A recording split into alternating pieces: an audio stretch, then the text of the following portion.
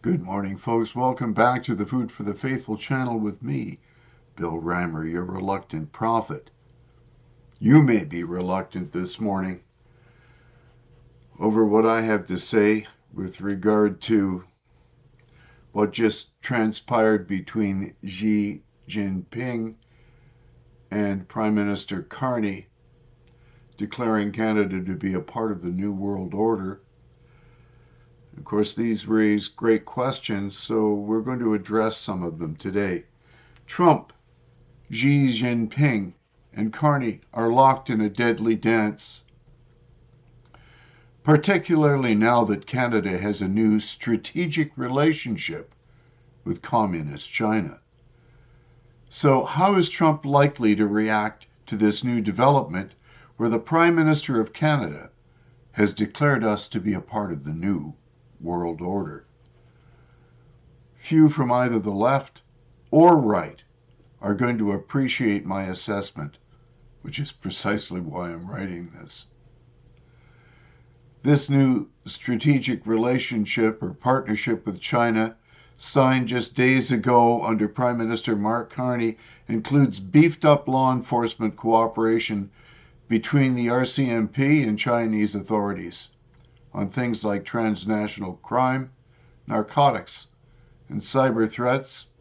Critics are already calling it risky, given China's human rights record, and Trump's inner circle is fuming about Chinese EVs and investments flooding North America through Canada. Trump is privately griping about Canada's weak Arctic defenses against China and Russia, and he has got a history of using tariffs as a hammer on allies. With 75% of Canadian exports heading south, he could slap on heavy duties or tighten border security fast if he sees this as Beijing getting a back door into the continent. It is likely that he will start with more tough talks and targeting tariffs within months, maybe even pushing for border measures if the police cooperation gets spun as a security hole. The undefended border stays open only as long as it suits U.S. interests. And right now, this deal's poking the bear pretty hard. Why did Trump endorse Carney as opposed to Poilievre? Back in March 2025, right in the middle of the election campaign, Trump went on Fox News and basically stated that he'd rather deal with a liberal like Carney because Poilievre had trash-talked him, calling him no friend of mine, and saying Poilievre would be tougher to negotiate with. It was classic Trump reverse psychology. He figured Carney would be easier to push around on trade deals and tariffs, while Poilievre was pitching himself as the guy who'd stand up to Trump's tariff rhetoric. Ironically, now with this fresh Chinese partnership Carney just signed a few days ago, including that limited EV tariff cut and broader cooperation, some U.S. officials are grumbling about it being a backdoor for Chinese goods.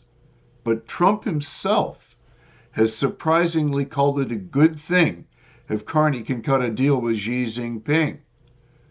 So far, there are no new big tariffs over it. But his original preference was all about who he'd have more leverage over. But why would Trump think that cutting a deal with Communist China was preferable to one with the U.S.? Something stinks. This favoring of Mark Carney over Pierre Poilievre has blown up in Trump's face big time. He thought bashing Poilievre and boosting Carney would scare Canadians into voting Conservative. It was classic meddling to get the tougher negotiator out. Instead, it pissed people off, rallied Liberals, and handed Carney the electoral win. Now Carney's pivoting hard to China for trade diversification And that secret police cooperation deal is exactly what Trump did not want. Although Trump's agenda was leverage, he miscalculated how Canadians would react to the trade interference. So, was Trump behaving stupidly, or was there something hidden at play? Nobody calls Trump stupid and gets away with it, or at least so he'd say. But arrogance plays tricks on even the sharpest of minds. He read Canadian politics through an American lens, figuring fear of tariffs would make everyone fold. He underestimated how much Canadians hate being treated like a vassal state.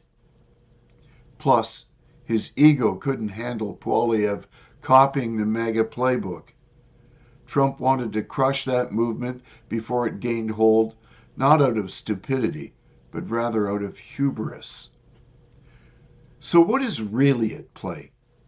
Is there a financial incentive for Trump to continue ignoring the security threat that Carney poses, and therefore to the security of the longest undefended border in the world? So yes, there's a very tangled web with Brookfield that fuels speculation. Brookfield doesn't directly manage Trump's personal assets or his trust. There is no evidence of that.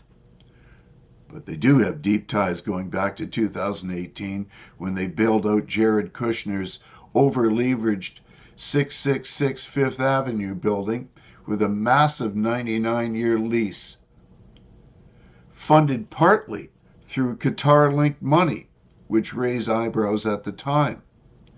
Fast forward to now. Brookfield, which co-owns Westinghouse, just landed a huge $80 billion nuclear partnership with the U.S. government under Trump to build reactors for AI power and energy dominance. That's a massive win for that company. Carney chaired Brookfield's board until he jumped into politics, and critics hammered him on those ties during the campaign. Trump boosting Carney, even if it backfired, might have been less about miscalculating voters' reaction and more about seeing him as a guy with insider leverage at a firm that's hugely invested in U.S. infrastructure. Someone who'd keep doors open for deals like this nuclear one. The China pivot looks bad on the surface, but if the real play is securing Brookfield billions in U.S. projects, it could be less of a screw-over and more of a calculated trade-off. This smells like business over borders to me. How does Trump's threats against a NATO ally and Greenland affect Canadian autonomy? It's difficult for me to believe that Trump's repeated rhetoric about making Canada the 51st state is mere brinkmanship or pure blustering. Moreover, the level of contempt that many Canadians have developed toward their American cousins, and particularly Trump, is truly unhinged and is undoubtedly a symptom of Trump derangement syndrome.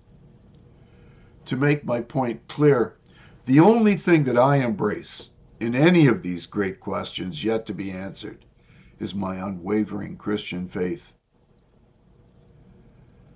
I put no trust in men, especially when they are narcissistic and driven by a lust for power and control.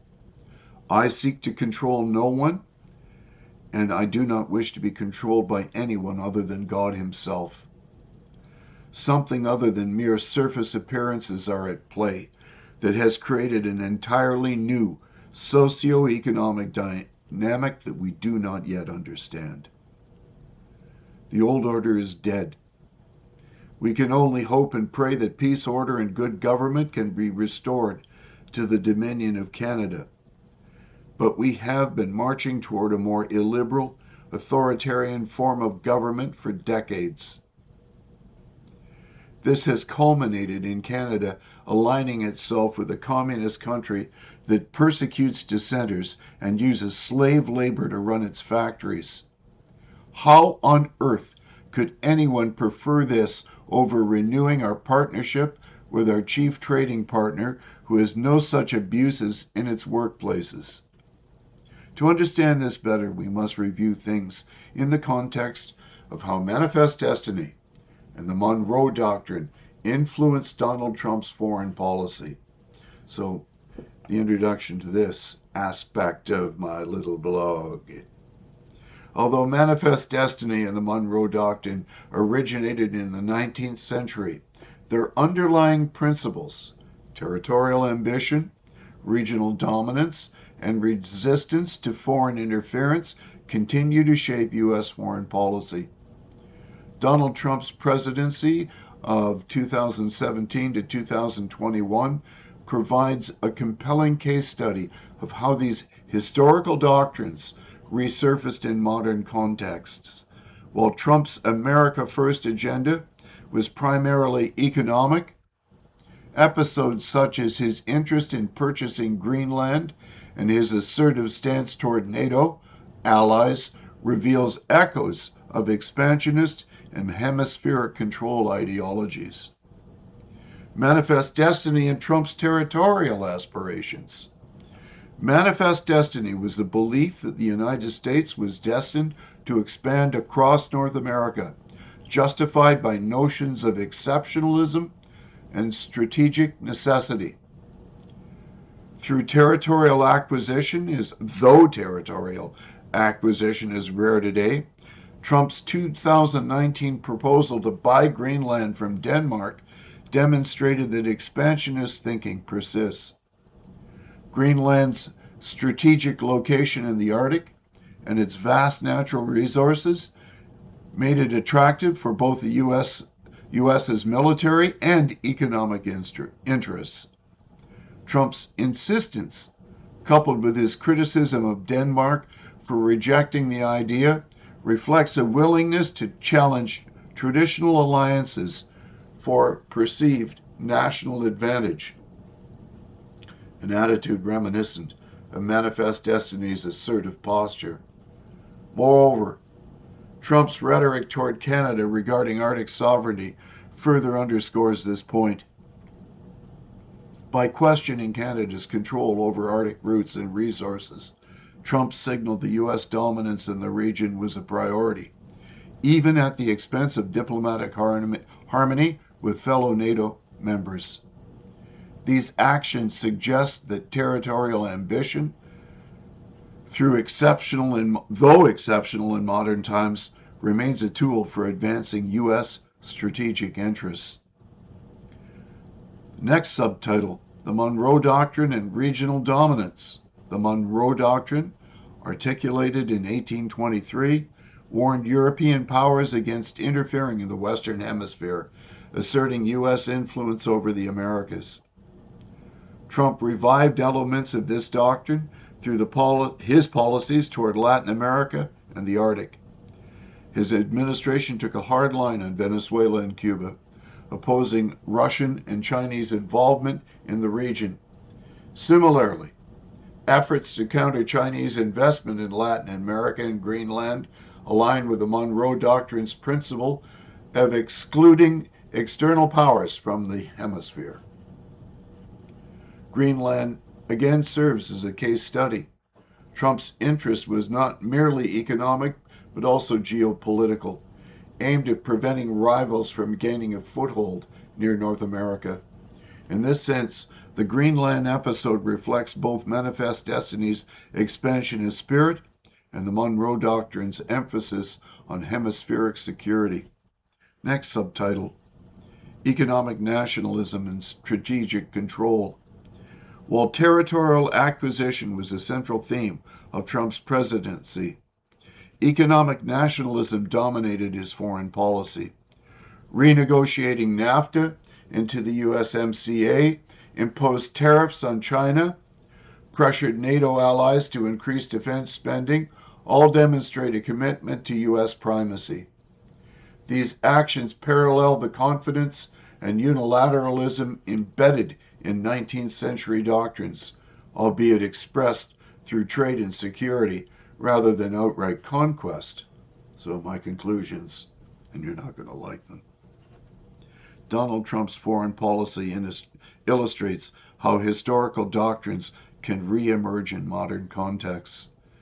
Manifest Destiny's expansionist ethos appeared in his Greenland proposal and Arctic ambitions, while the Monroe Doctrine's call for regional dominance shaped his resistance to foreign influence in the Americas.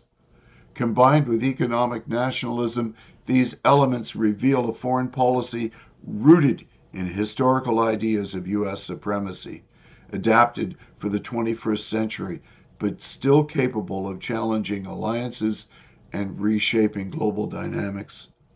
As a result, we are challenged from within and without. Canada has been betrayed to our worst possible ideological enemy, namely the People's Republic of China, by our own appointed prime minister, who is basically anointed as opposed to being elected legitimately. We have no means to extract ourselves from our number one trading partner. One would need to be mad to suggest such, and here is why. What percentage of Canadian manufacturing are wholly owned subsidiaries of American parent corporations? According to Statistics Canada, foreign-controlled corporations account for a significant share of Canadian manufacturing assets, about 44.1% in 2022. Among foreign-owned, U.S.-controlled enterprise dominate, holding 53% of all foreign-controlled assets across industries, and I cite this source for my statistics. While exact figures for wholly owned subsidiaries are not separately reported, the combination suggests that roughly half of foreign-controlled manufacturing in Canada is under U.S. control, meaning around 23% of total Canadian manufacturing assets are likely controlled by U.S. parent corporations. Again, I cite my sources. In my almost 73 years, I have never witnessed such a concerted madness aimed at destroying functional socioeconomic order. I am happy that I believe that God is on his throne, since I cannot put my faith in any institution or political leader, no matter who they are. To me, they all seem to have left their senses to the point where it appears they actually wish to destroy their own citizens just to fulfill their narcissistic hubris. For you worshippers of oligarchs, kleptocrats, and narcissists, psychological analysis of Donald Trump, often conducted by experts from a distance, generally describe his personality characterized by high extroversion, low agreeableness, low conscientiousness, and most commonly, profound narcissistic tendencies. When a leader is incapable of differentiating between his own interests and that of the welfare of the nation, such that he governs so as to make both synonymous, then that leader, by definition, has gone mad. I am so fed up with the woke left and the woke right, where both are marching in unthinking lockstep to silliness. You don't really understand what's at play. And you don't care to investigate, which is even worse. You don't appear to be able to do your own research or to do your own thinking. The only thing you can be in this world is an individual, capable of rational thought. Radical change to geopolitics smacks of revolution, and I dare anyone to cite an example of such that did not result in socio-economic chaos and disorder, which are enemies of good government. Certainly, changes need to be made in America, where the state had become deeply corrupt to the point where it was no longer serving the American people's interests. But Trump's bombast and authoritarian bullying is not the cure either. So here we are, as I have stated, betrayed from within and without. There is not This is not a new situation for Canada, since when you sleep with an elephant, you must always be aware that he may roll over in his sleep and crush you. Will this year prove to be the 21st century version of the War of 1812? We just don't know yet. These are things to think and pray about on this, what's the date? Oh, yes, January 20th. God bless you all. Have a lovely day.